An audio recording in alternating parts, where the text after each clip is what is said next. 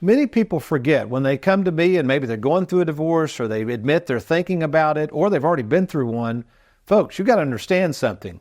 When you split up, that means you're going to have 2 houses, 2 utility bills, 2 water bills, 2 real estate taxes, 2 rents, whatever. But you're basically doubling your expenses overnight. So this is a huge consideration. So if you're already tight on your budget, let's say you and your spouse or, partner, it's $4,000 a month and you're getting along fine, and all of a sudden you split up, it's technically going to be probably $7,000 to $8,000 a month. So if it's tight now, just wait till you go through the divorce. Number 2, finding health insurance. This is another thing people forget about, especially if you're under age 65. Someone came in the other day and they just recently been through a divorce and they weren't thinking about this issue. It hit them head on. Their spouse was working for a large firm and she was covered under her spouse's health insurance. Now, in that example, she's going to have to find health insurance on her own. I don't know if you've checked the cost of individual health insurance, but it ain't cheap. So again, keep that in mind. Health insurance issues could come into effect and those premiums could skyrocket potentially as a result of a divorce. Number 3, more insurance. A lot of people don't think about this. Again, 2 households, 2 homeowners insurance. Even if you rent, you probably need renter's insurance. Another thing people don't think about, let's say you own 2 cars.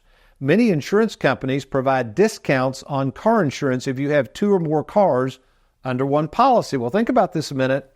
If you split those cars up, one spouse takes one car, one spouse takes the other, then basically you are actually increasing your car insurance premiums.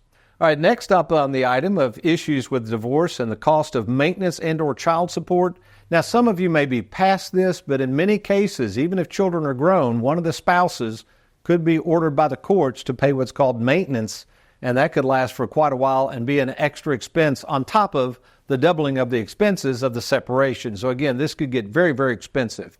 Another one is we money now becomes he or she money. In my book, Live Well, Die Broke, I talk about this concept of we money, and we money means that no matter what happens, this money is kind of in a pot. We're not going to keep score.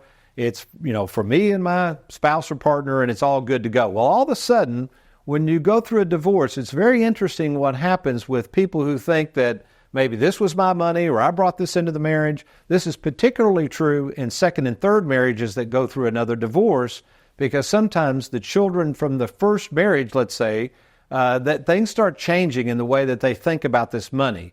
So just be aware of this, that you might think you understand what you and your spouse are going to divide up during the divorce, but this could get really ugly real quickly. Next one is changes in your estate planning. Now, we just touched on that, but you have to remember something. When you divorce, some of you forget to update your wills and beneficiaries.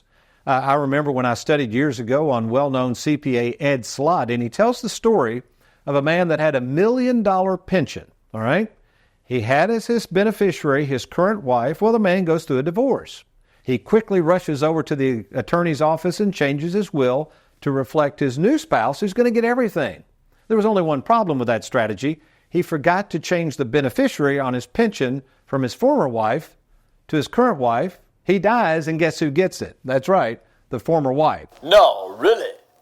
So remember, if you do happen to go through a divorce, be sure to update all beneficiaries and, of course, update your estate plannings to reflect it. One more thing.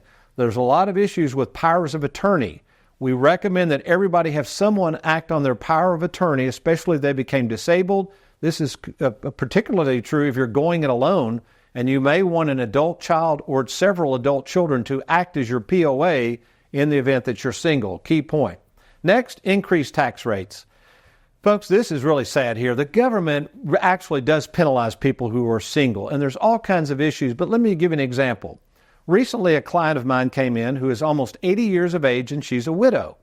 Now, she's drawing her Social Security, and we're sending a little bit of that beloved mailbox money of about $800 a month. And guess what? She's fine. Her house is paid for. She doesn't spend any money. She's following the Live Well, Die Broke principle. But then she confided with me and said, "Hey, Tony, I'm a little worried that I might have to file a tax return this year." And I said, "Well, why is that, Mrs. Jones?" And she said, "Well, I had $200,000 for years sitting over at the bank earning no interest.